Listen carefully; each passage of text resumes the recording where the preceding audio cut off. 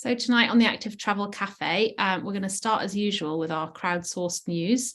So be thinking of things that you'd like to share that have maybe happened in your neighbourhood, city, town, or national news that you'd like to say something about. And following that, I'm really pleased to have tonight Dr. John Winder, who's going to talk about the history of the playground and sort of understanding this in the kind of wider context of creating towns and cities that are more child-friendly. And following that, we've got our regular infrastructure slot, the good, the bad and the interesting, with Mark, aka Ranty Highwayman, who's going to talk to us about traffic signals on floating bus stops. And so on that note, if anybody has any news to share, please could you put your hand up? Rachel, is that a hand up I can see there? Do you have something you'd like to share? Yep, so Leicestershire, yay, we've got a 2 kilometre stretch of towpath being upgraded, £900,000 worth of funding in Market Harborough, and it's part of National Cycle Network Route 6. So that's literally got off the ground just this week. So that is actually really good news. It goes down to the canal basin and then connects into the town centre, which is really good for leisure, but it's also very good for some of the villages further out. So yeah, that's something anyway. Yeah, that sounds like great news. Thank you for sharing. Yeah. And Ruth, have you got a hand up? I'm on my iPad, I don't really know how to use it. So good news, bad news from London. Good news is we've got yet another new cycleway, which is a quiet way which links Chiswick to Acton, and it's really nice, and it goes through parks, and it's very encouraging and enabling, and joins on to Cycleway 9, which is very good. The only thing is, yet again, they've done the thing of putting it through a park, which gets closed at night, so that needs a hiccup. The bad news is Hammersmith Bridge. I'm waiting for a meeting now because in the proposals for Hammersmith Bridge, no cycling is being allowed either now or in the future, unless you want to cycle on a top truss with very fast moving vehicles, and it's a very long trajectory to get up onto it. So we're part of a group that are having a meeting following this meeting about Hammersmith Bridge, because it's very depressing that still they're prioritising traffic over cycling. Thank you. Thank you, Ruth. Yes, that does sound a bit disappointing. Simon, do you want to come in? Sorry, I was on the other screen. Just to say, I think it's been announced on Twitter now, but our CEO, Ashok, is leaving. So if you know anyone who would deign to work with me, amongst other people who are brilliant, far more brilliant than I am at LCC, get your applications in when the job ad goes live. I'm sure we'll all be fine here. For what it's worth, LCC fortunately isn't a one-man band these days. So yeah, all good. But yeah, just thought I'd share that. Thanks, Simon. Yeah, some big changes. Mark, do you have some news to share? Well, I was the one-man band at LCC. I don't know if Simon was actually pointing that out to me, and I was tempted to apply. I don't think I will, because it's a long way to go. But I thought if I finished my employment career at LCC, having started it there, it would be a nice thing to say. No, so having said last week about Labour voting to take out £1 million out of LTN boundary roads in Brighton, they flip-flopped and decided that it was actually a bad idea, and they put it back in.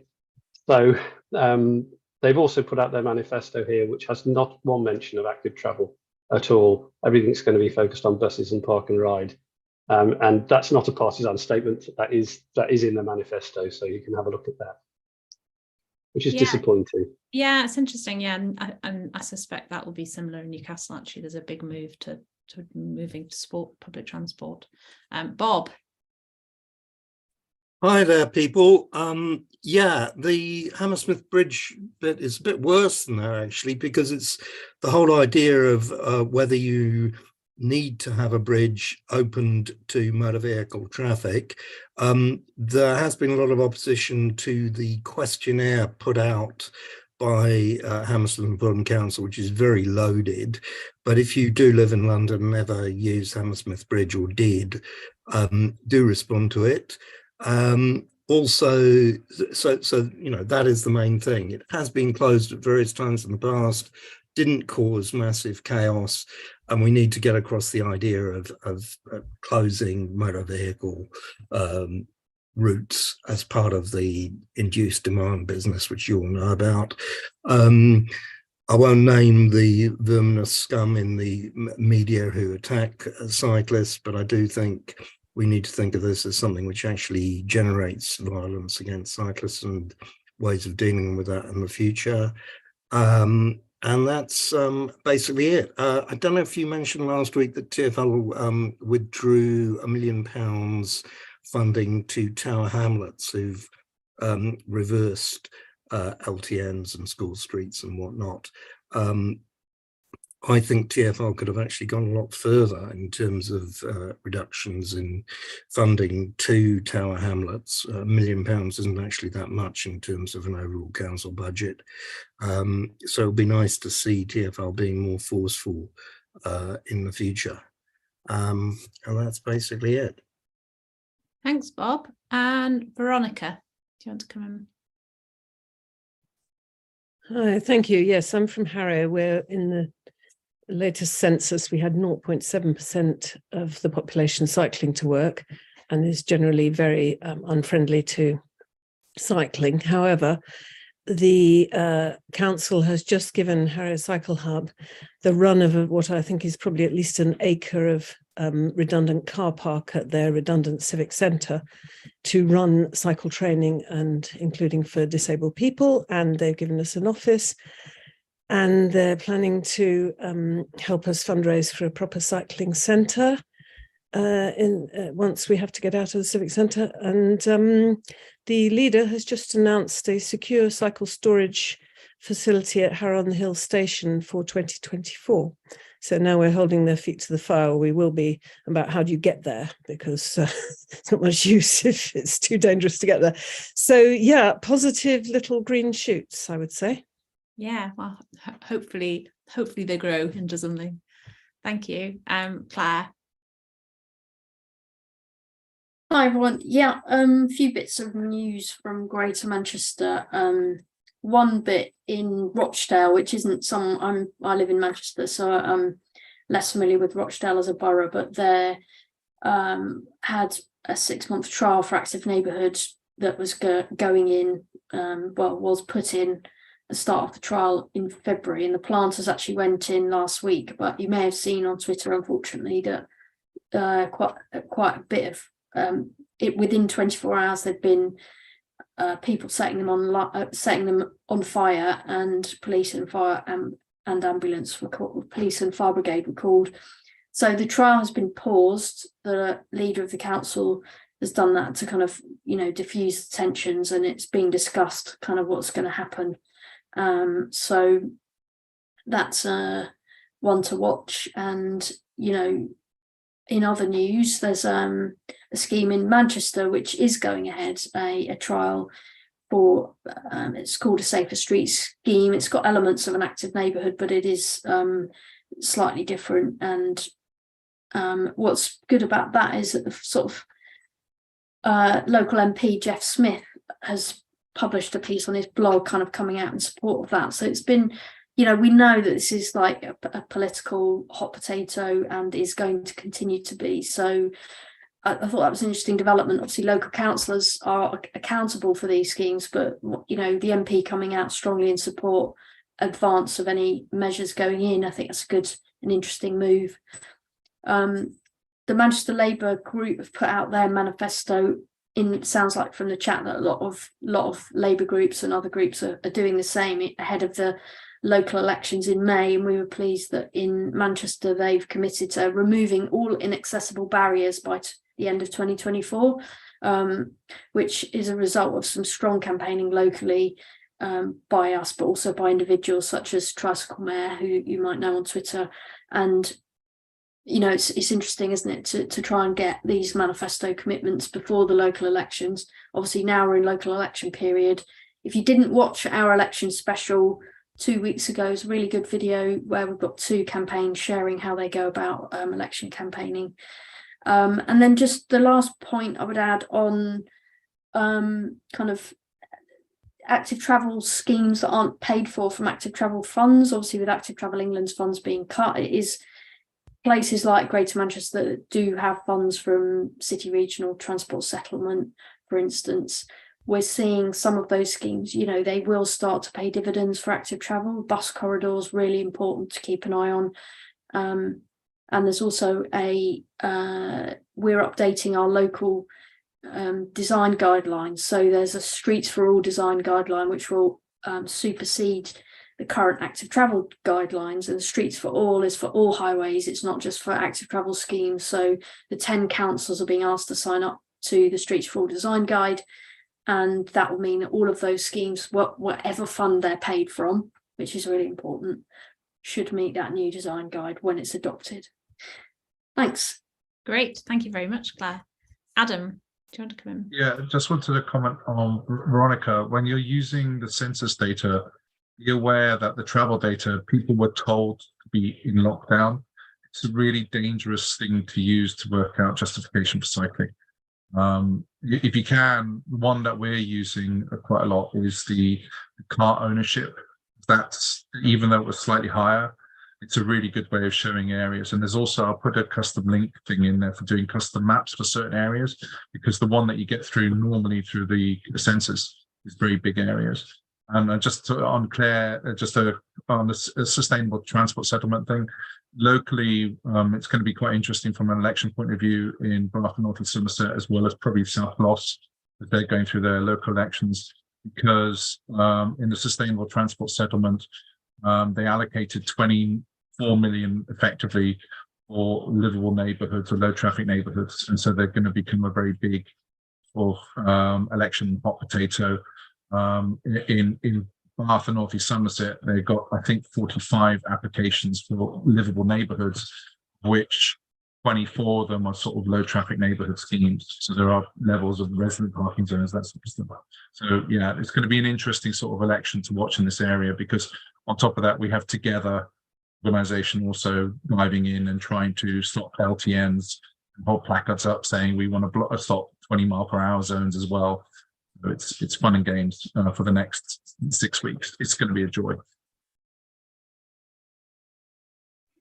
Thanks, Adam. Yeah, I think there's quite a kind of bit of upset. I think that pre-election period this year is going to be perhaps fraught in many places. And thank you everybody for chipping in there. And I think we'll move on now to the next section of tonight, which is our speaker section.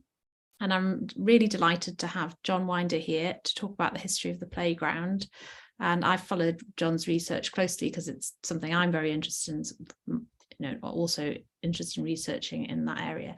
And so I'm very, very pleased to have him here. And I'm going to let him share his slides and introduce himself and his topic. Thanks, Sally. Hi, everyone. It's nice to see you all. Just going to share my screen. Does that come through okay? No, not yet. I'll have another go. Another go.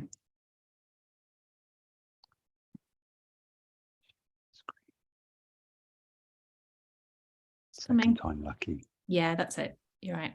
Great. So Sally said, I'm John. I finished a PhD last year looking at the history of the children's playground. I came at it from a perspective. I used to work in the parks department of a local authority, was often asked to do up playgrounds, and no one really knew what they were for, why we had them, why they looked the way they did.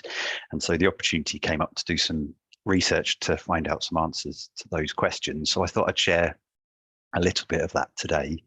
I suppose the main thing I'm going to suggest is that we might take playgrounds kind of for granted. They're the obvious place that children should play in the public realm.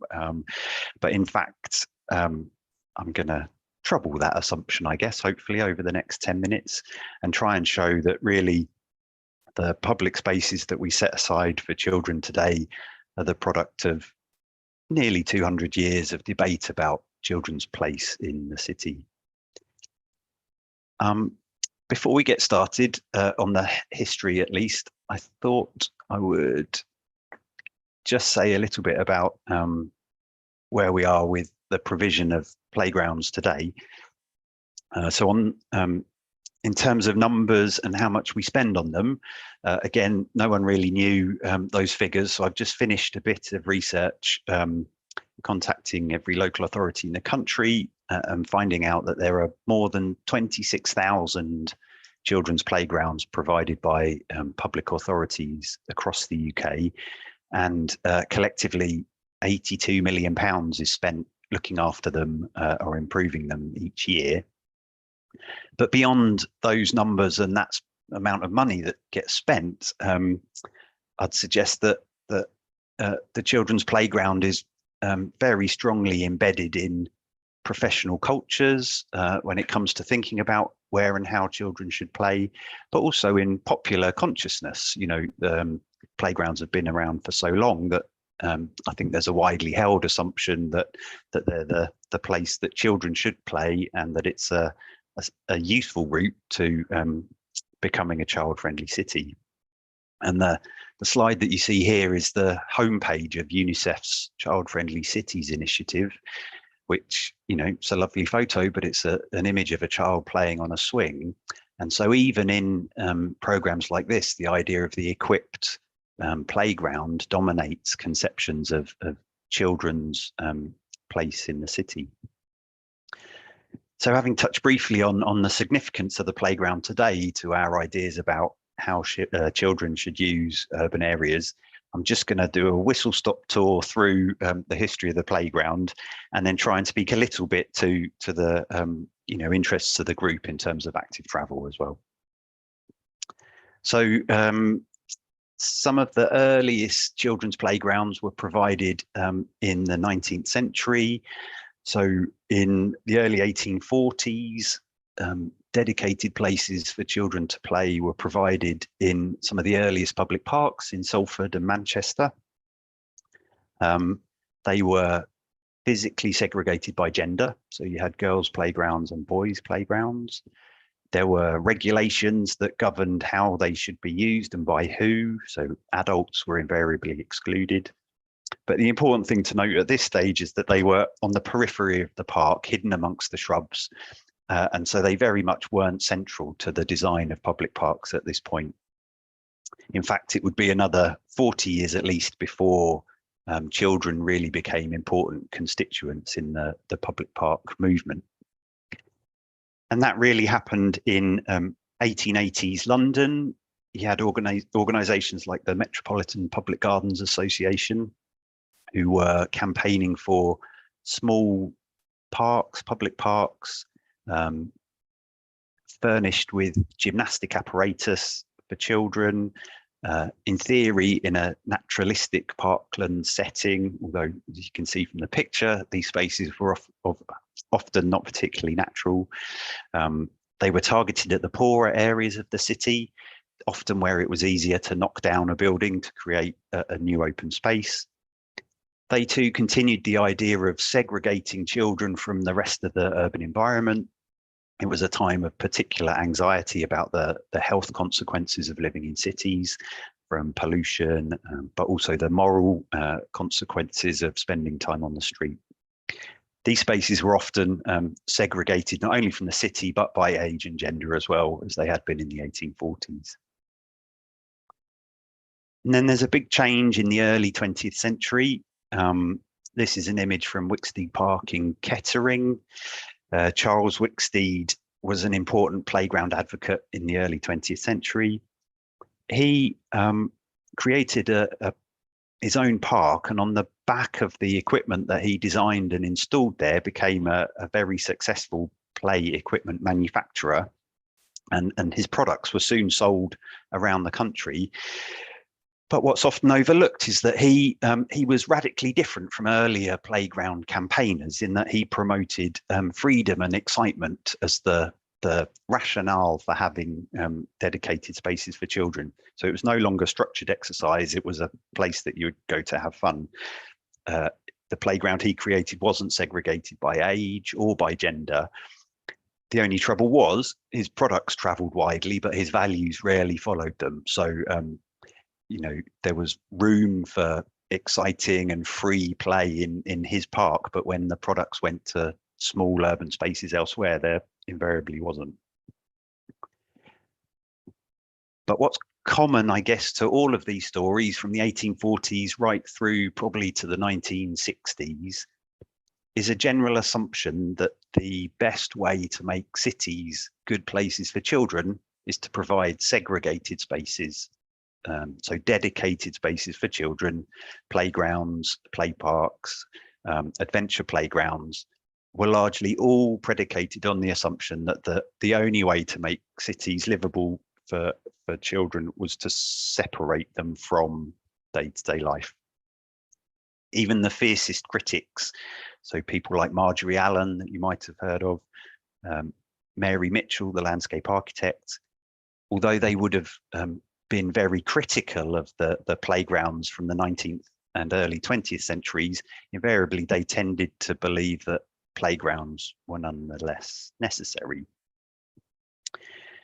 One of the points I'd like to try and make is that while this idea of segregating children from the urban environment has been the dominant perception of children's place in the city, it hasn't been the only option. And you know, we're seeing today alternative ideas about how to make cities more child-friendly. And I just thought I would pick up a couple of examples of different ideas from history, not so that we replicate them today, but just to show that alternatives are possible. So this is a picture from the model traffic playground in Tottenham from 1938. The main purpose of this playground was to train children so that they could cope with, you know, increasingly automotive society. It was a time when lots of children were being killed playing in the street, and this was the idea of the local park superintendent who set up this playground as the real world in miniature, I guess. There were a series of roads, paths, street signs, crossing points, a police call box, and the play equipment was located on the islands in between these roads. And the idea was that some kids would bring their bikes and or hire model cars to travel around the roads, while the other kids would have to try and cross the road, moving from play equipment to play equipment. A few other examples were installed in other bits of the country, but after about the 70s, they weren't really installed anywhere else. Another example that I think you've probably covered in the Active Travel CAF before is the idea of play streets. So this again is different from the playground in that it really turns on its head the idea that it might be possible to train children to cope with roads dominated by motor vehicles. And instead, it was a recognition that roads and the way the city operates needs to be regulated to make it a better place for kids. So the Play Streets movement in the UK started in Salford in the interwar period. And then by the 1950s, I think 17 local authorities had implemented Play Street schemes. Interestingly, the playground advocates and perhaps obviously the companies that made manufactured equipment were very quick to oppose schemes such as Play Streets. They felt they would be a diversion of both attention and resources away from proper playgrounds that were felt to be the only solution. And in time, they were very successful. The National Playing Fields Association was perhaps one of the most keen interwar advocates of equipped playgrounds. They're now the Fields in Trust today. And they, behind the scenes, campaigned against Play Street legislation and published guidance on place-based design that very much focused on equipped playgrounds with equipment purchased from the manufacturing companies. So I suppose I just wanted to conclude by emphasising that the children's playground really represents the success of one particular vision of children's place in the city, but it's by far not the only solution to creating more livable cities for children and adults, I think. The segregation of children from the urban environment has a long history. It's well embedded into the culture of professionals and the public. But that doesn't mean it's an inevitable response to children's movement around the city. And I think the idea that there have been alternatives in the past that might not have come to be the dominant conception of children's play, there are possibilities, and hopefully those possibilities can provide some inspiration for all of us trying to make cities more inclusive in the round. Thank you. Thank you, John. That was great. While people are having a think about whether you have any questions for John, I've got, I suppose, one question. I wonder whether, I think it's quite interesting that the idea of the traffic playground, which I think, you know, we see still in certainly in the Netherlands and possibly other places, where children are taught to ride bikes on something similar, a traffic playground. And thinking about also play streets, you know, have seen a sort of a comeback in a slightly different form. Why is it, do you think, those ideas are sort of lingered on in different ways, but they are definitely, why is it that they are not, you know, more, why did they not gain traction more than they did? What would, in sort of what you've looked at? Is it to do with that lobbying? And I think a lot of it probably is. There were very close relationships between local authorities and equipment manufacturers. I think, so a lot of play provision started out in public parks. A lot of park staff, you know, from the 19th century would have been used to purchasing any expertise or products that they needed that they couldn't provide in-house. So, you know, a 19th century park superintendent would have a team of gardeners growing bedding, but if they needed a new greenhouse, they would have gone out to a greenhouse company and bought their greenhouse.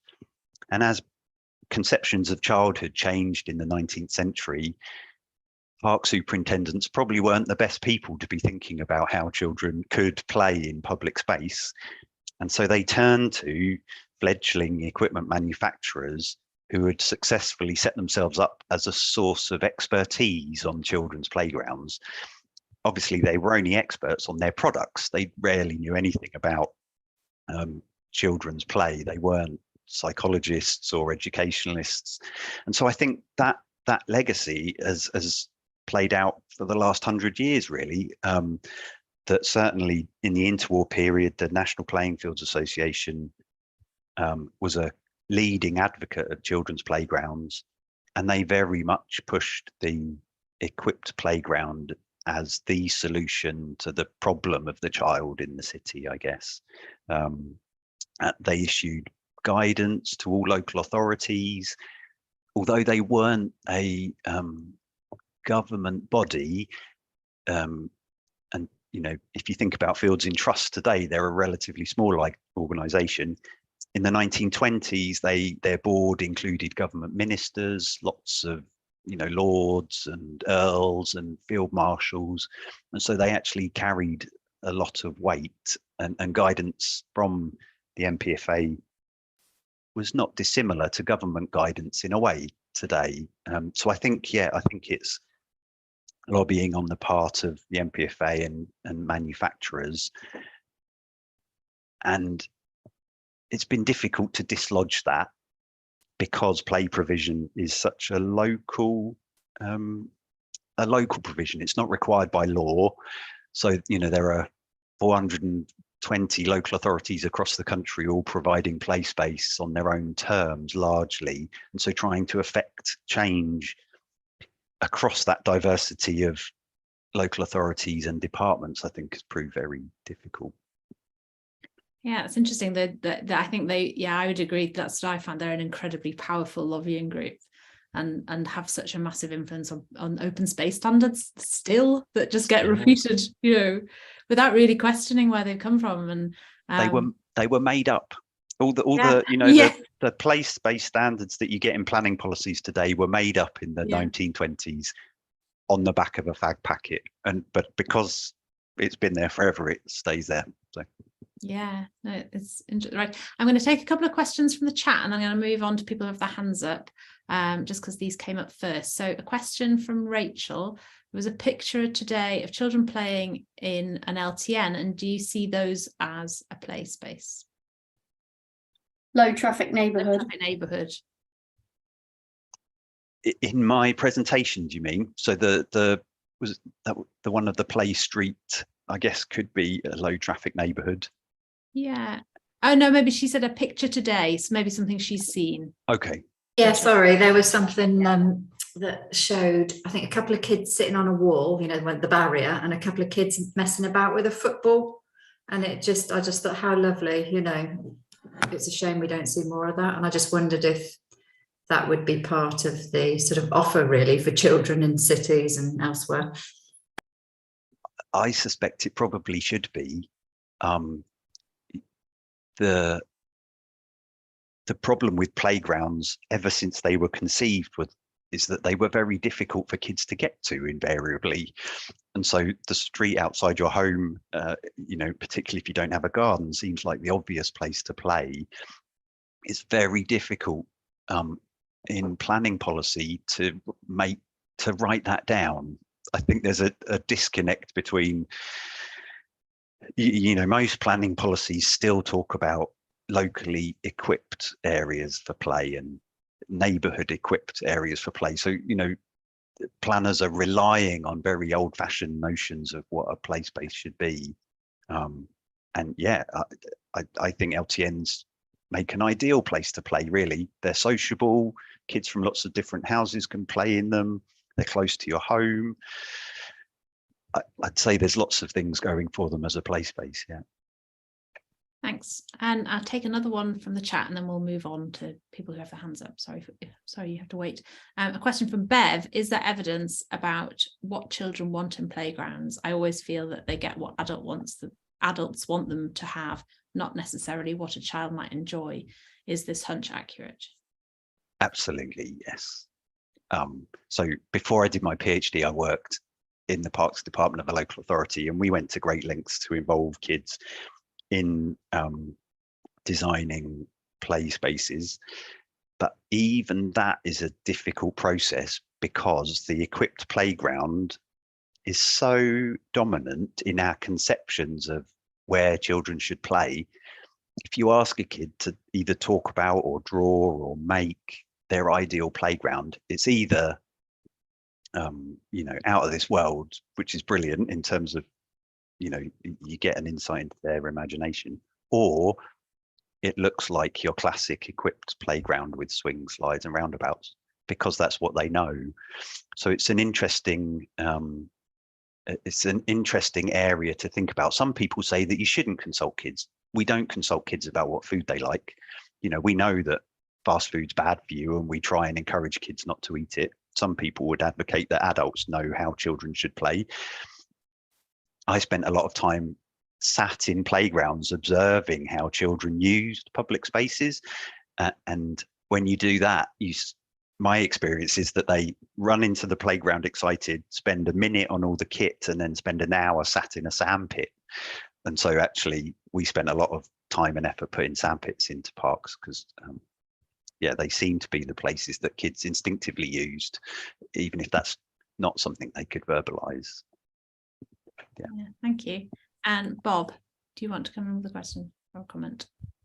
I was just going to talk about risk compensation, which people know about here from work on drivers using seatbelts driving worse, and the converse being that when you open a street out for people with walking and cycling, they move out into it, they adapt their behaviour to their perceptions of risk.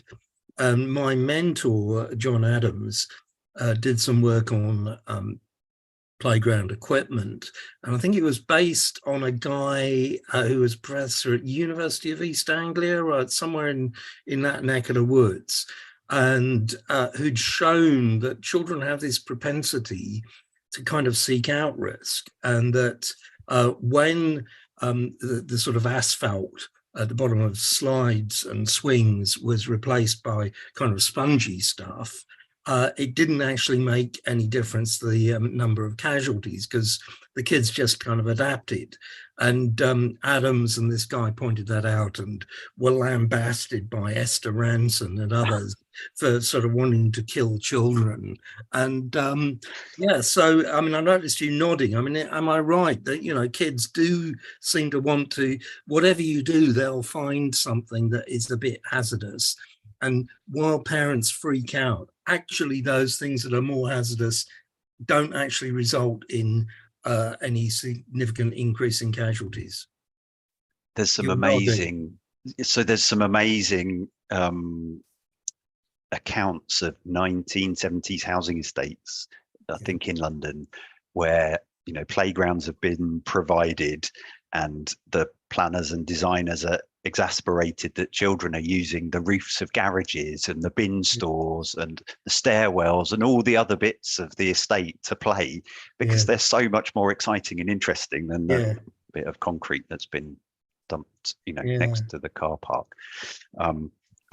There's a whole discussion around attitudes to risk. Playgrounds are notoriously low risk spaces, whether or not they're tarmacked or spongy, or, you know, you're much more likely to hurt yourself playing football or rugby or most other sports than you are using a playground. Yeah. Thanks, Bob. Mark, do you want to come in? Oh yeah, this is quite relevant because the park near us is having its, in Brighton, is having its playground redesigned at the moment. And one of the there's two things I wanted to say. One of the arguments is about who is it for, as in which age of kids is it for? Is it for preschool and primary school, or is it for teenagers? And there's been quite a battle between the parents of the teenagers and the parents of the young ones, also forgetting that their children will become the teenagers in a few years' time, saying, oh, we don't want those big kids in there, you know, oppressing our poor little toddlers who will get scared by the big kids. So there's been quite a divide between the two. And just on the point that Bob was making about spongy tarmac, when our playground there was redone like 15 years ago, my son was about 2, it was explained that the spongy tarmac's actually worse, because what happens is if you hit it and you skid on it, you end up with a compound fracture. So instead of falling on it and you get a clean break, if you do get a break, you end up with actually a really bad break in your leg, and it's actually far worse than would have been just having the low risk of hitting it and having a clean break. So, you know, sometimes something that looks safer is worse.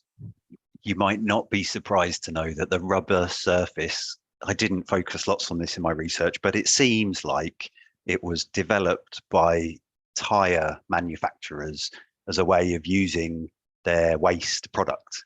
You know, it wasn't, here's a safety risk, how can we address it? It was commercial tire companies like Firestone and others in the US having spare rubber crumb and didn't know what to do with it. So they trialed it in a few schools, and it was adopted because a product existed, not because it necessarily met a need or met a need effectively.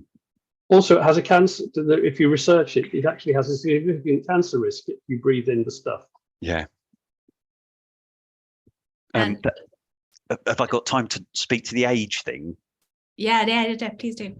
I think that's really interesting, and it's not that I've got an answer, just that it points to our changing attitudes towards our children and their time in public space, because a lot of the particularly mid-20th century assumptions about place-based design on housing estates assumed that older siblings would look after younger siblings, and so, you know, lots of the designs were created so that kids as young as 3 could be out in the playground without their adult carers, because other kids would look after them and make sure they were okay. And so it gives you a sense now that, you know, I don't suppose many people would let their 3-year-olds out into a public space, trusting other kids to look after them. So yeah, it's not an answer, just an observation. Yeah, I think that's something that I found, that actually when you start looking at what ideas about children in the 50s and 60s and how young they were expected to be playing outside, it's really young. Really young. And that's sort of one of the, out of all things, it just shows you how much that's changed over, really not a very long period. Don, do you want to come in? Oh, is he there? Don? Oh, he's disappeared. I think. Sorry about that. Thanks for that presentation, John. Very good. I think here on Merseyside, I'd like to think we do quite well for children's playgrounds, but we've also had in the last few years quite a strong development of board parks and BMX parks.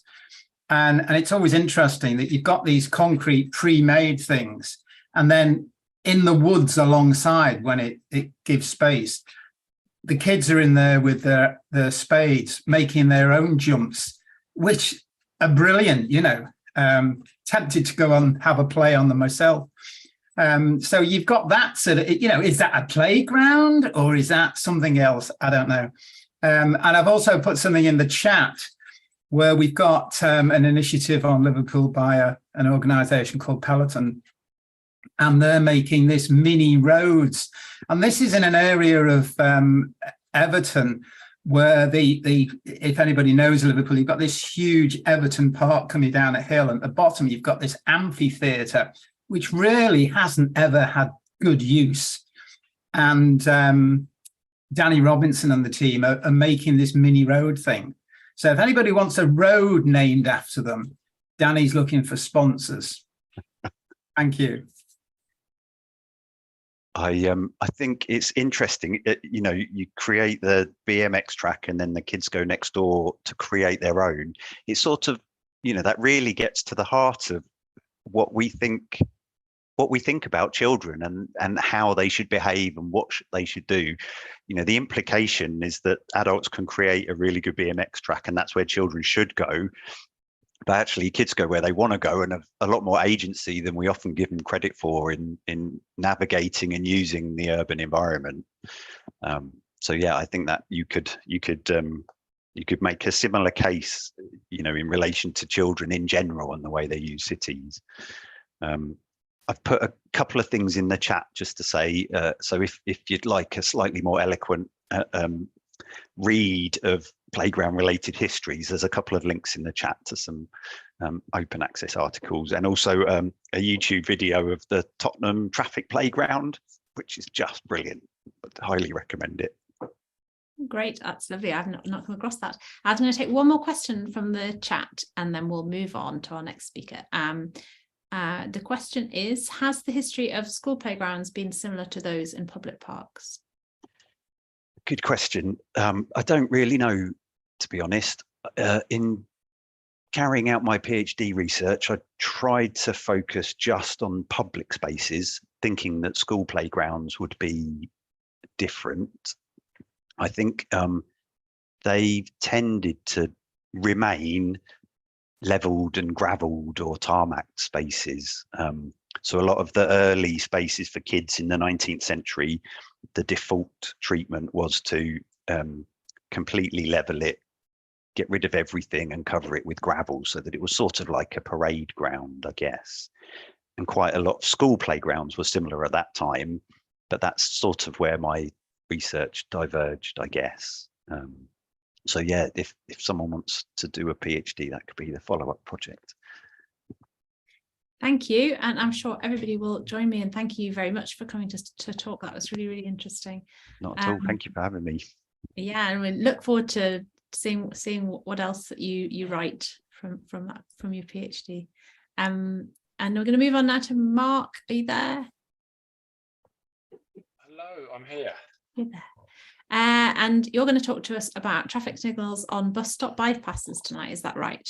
I am. Yes. So let's try and share. I'm going to juggle screens in a minute. So let's see how this works. Right. Yeah. So you should see my screen. So because this is a really, really emotive subject, I'm going to start with a reminder. So I'll be talking about how people use infrastructure. I can't talk for people, so this is about my opinions, observations, and indeed prejudices, as people have liked to tell me on Twitter. I think this is a really important subject, so we'll delve in and see where we get to. So we're going to talk about Wood Street in Cardiff. We'll get to the meaty bit about signals in just a minute. I'm now going to stop sharing that screen, and I'm going to try and share this screen. So we're going to watch a very quick video, which will probably come through a bit shuddery, so you can go and look at it yourself on my YouTube channel.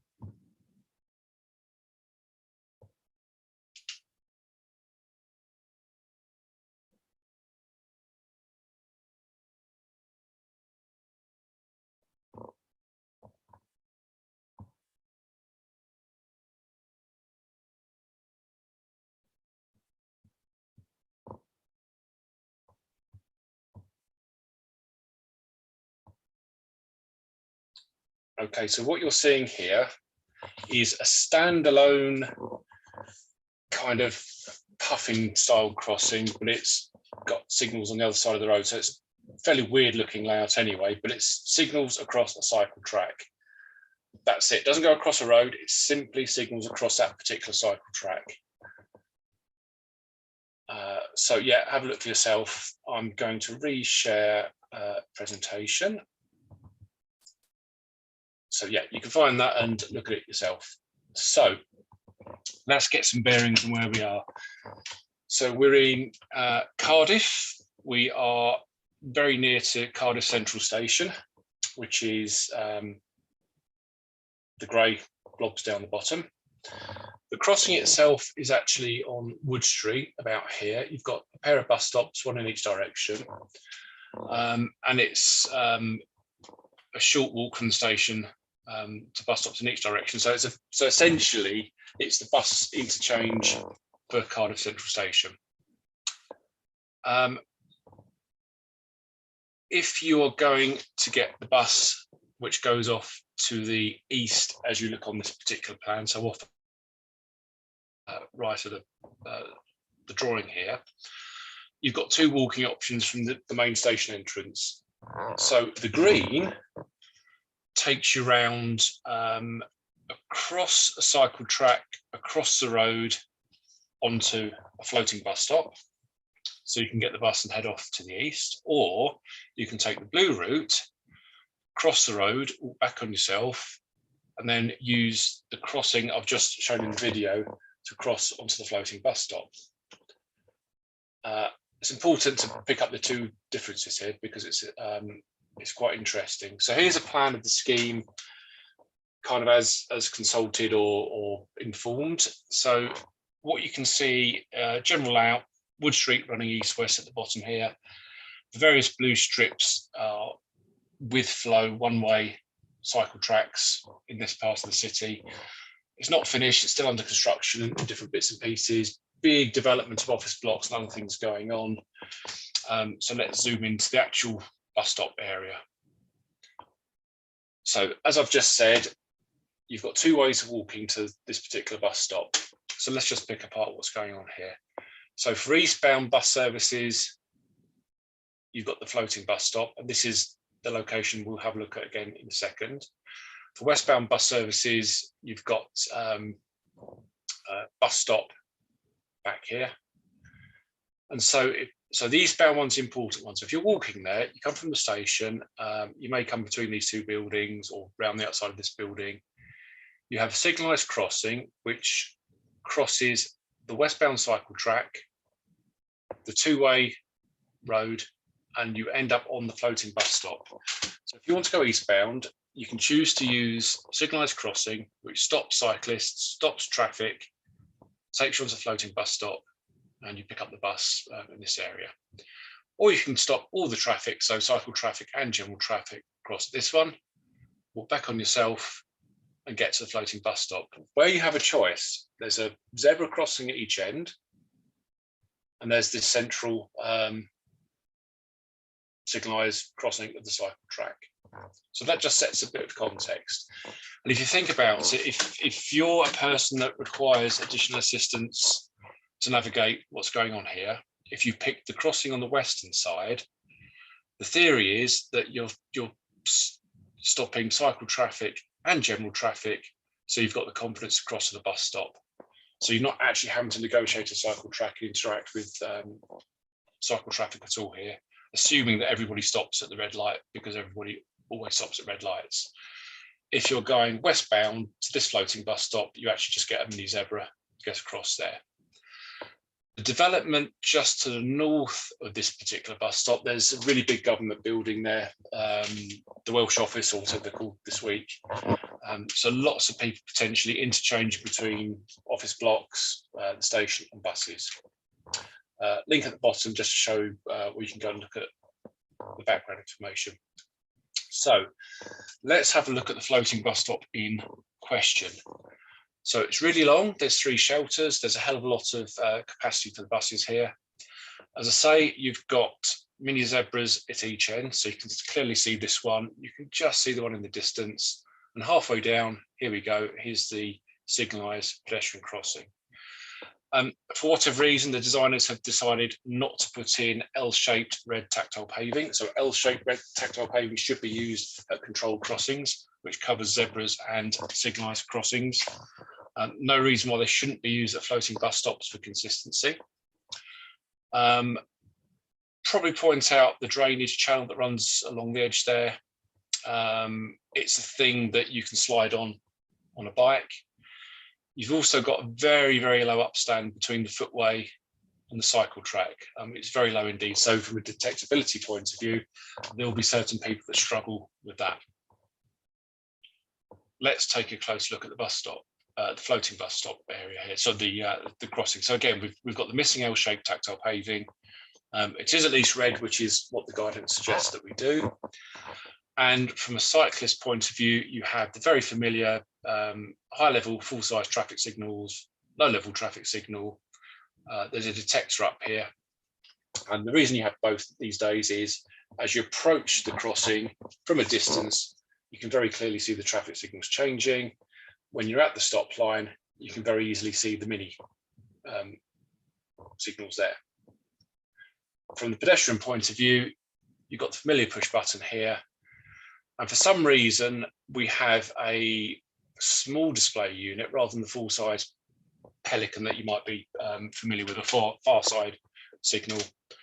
So I don't know why that's done. I don't know why that's a full-size signal, but that's what the designers have gone for. Here's a view from the other end of the floating bus stop. So there's the other zebra crossing down here. Cycle hire, there's rain gardens, all sorts of interesting things going on here. So let's just go back to this position. So everyone's kind of got the feel for that. So the idea here is for anybody that gets off the bus who then wants to cross to the northern footway to go off and do what they need to do, they have the option of pressing a button, stopping cycle traffic, getting a green man, and crossing. Now, those of you that were watching carefully on the video would see that from pressing that button, the whole cycle takes about 17 seconds. So there's a couple of seconds for the red signals coming for cycles. There's 4 or 5 seconds to get the green man to cross the road. Then things go back through the sequence to get the green man, the green cycle symbol again. It's not finished. It's not part of the network. It wasn't particularly busy with people cycling when I was there, which was kind of Saturday lunchtime. Plenty of people walking in the cycle track. Those who were cycling and those walking at the time seemed to get on with it.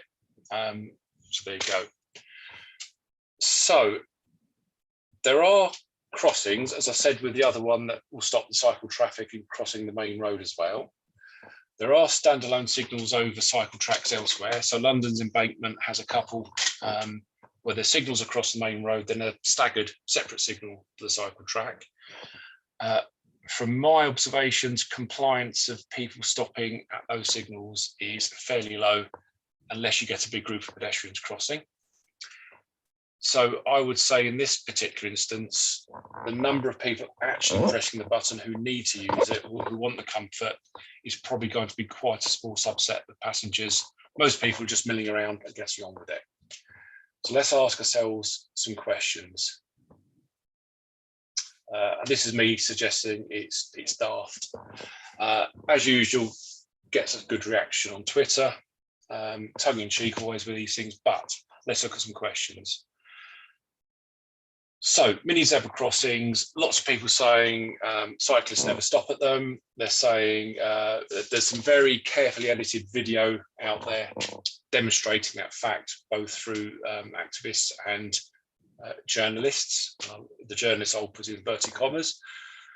So will those who apparently ignore mini zebra crossings also ignore traffic signals, especially if you've got to wait for maybe up to 17 seconds, maybe a bit less by the time you go through the full sequence. In terms of those who ignore mini zebras, remember, a zebra crossing, the rule is that drivers or cyclists give way to pedestrians about to cross or on the crossing.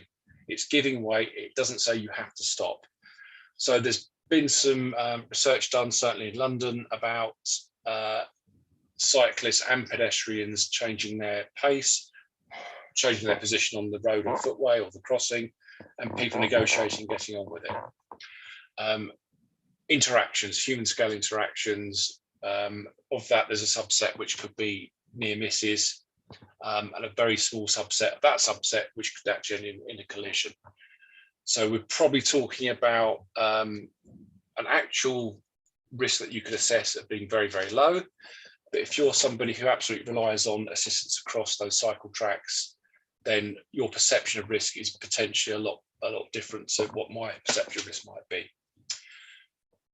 Second question, have those asking for this, and this is coming from vision impairment groups and advocates primarily, sometimes people that want to cross with young children. So have the people asking for these, are they assuming that traffic signals are a safety device? They're not, they're a traffic management device, and mainly a motor traffic device. So the fact there's a red signal showing doesn't necessarily mean that everybody is going to stop at that. And just look at drivers, look at cyclists, these are humans disobeying rules. Will the majority of people just get on with it? So people get off the bus, they'll just cross, everyone gets on, it's not a problem. So will people get used to not pressing the button and cyclists not getting used to being stopped with the red signal? I don't have answers to these questions. These are things throwing out here for debate, which needs airing. But does any of this actually matter? Because if somebody feels more comfortable, so this is the subjective safety issue here, they feel more comfortable with signals, it's a main city centre bus stop interchange, notwithstanding the fact traffic signals are not a safety device, they are a traffic management device. Does actually having that red signal make it easier to deal with an after event? So if somebody does go through a red signal, because red signal to cycle traffic means you must stop, it's not give way, you must stop. But pedestrians don't have to obey the green man. That at least allows us to give some blame when we're clearing up afterwards. For me, the worry is, and this is where all the noise is being created, certainly on Twitter after I posted sort of the trail for this, there's a few comments saying, well, people should just stop, shouldn't they? Cyclists never stop at red lights, all this type of stuff. Does this scheme build in an automatic backlash? Because my guess is going to be, and I'm hoping somebody does an after study on this particular scheme once it's all running properly in the area, I think compliance potentially is going to be, it may not be very, very low, but certainly you're going to have a significant group of people who won't be stopping at these lights. So does that create this backlash, this call for enforcement? And what we're dealing with here is pedestrians and cyclists are people moving a lot more slowly. Again, cyclists blast through at 30 miles an hour. Well, they don't really. The more people cycling, the more different types of people cycling tend to bring the speeds down. Are we setting ourselves up for a fail here, especially where you've got people trying to cross who really need the help to cross? Are they being given this full sense of security that a coloured light is going to stop everybody? So there you go. Food for thought, and I shall stop sharing, Sally. Thank you. Well, that was a very, very comprehensive overview. I think they are real issues, aren't they, with kind of, because we are getting a big backlash against something which shouldn't really be so controversial, and you almost need a zebra crossing and a traffic light so that people do stop and that people feel safe. But I think that the big issue with it is that everybody's focused on floating bus stops as a thing. Yeah. Whereas floating bus stops are a consequence of building protected cycling infrastructure. So if you've got cycling, walking, wheeling, and driving, there's 3 modes. They have to cross each other, and it's how we manage where they cross. So if you've got a very high speed road, maybe grade separation is the answer. If you've got a busy town centre with lots of people walking and a few people cycling, you probably don't have to have any management at all. So where does this sit in that spectrum? Yeah, and Bob, I think this might be what you're going to ask. So I'm just going to pick it up from the chat because I'm aware that we've not got much time left. But Bob says, what about having clearly raised curbs? Personally, I'm quite happy with having curbs on both approaches, but let's make them the 30-degree forgiving ones, because if you're cycling through there, spending lots of time watching the curb heights, watching the cycle track width, you're not actually looking ahead. So the anecdote is cycle superhighway 2 in Whitechapel of London on a cargo bike. It's very narrow, the curbs are too high. You spend more time worrying about the curbs and the horrible cambers than you do actually watching what's going on ahead. So as you cycle, you're looking down between your wheels to check your positioning.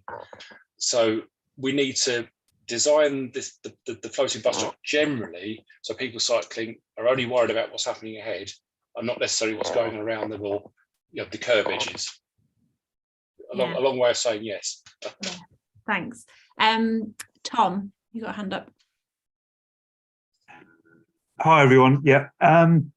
I suppose I was gonna give a plug for Robert Wheatman at Living Streets, who's currently running a national study into all of this, which I was involved in the data collection for.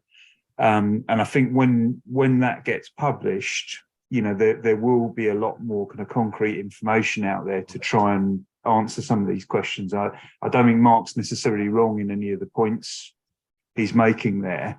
But I think one kind of things that people should be kind of aware of is that, cyclist compliance at zebra crossings over cycleways is unbelievably low in some circumstances, down at about I've seen it at 6%.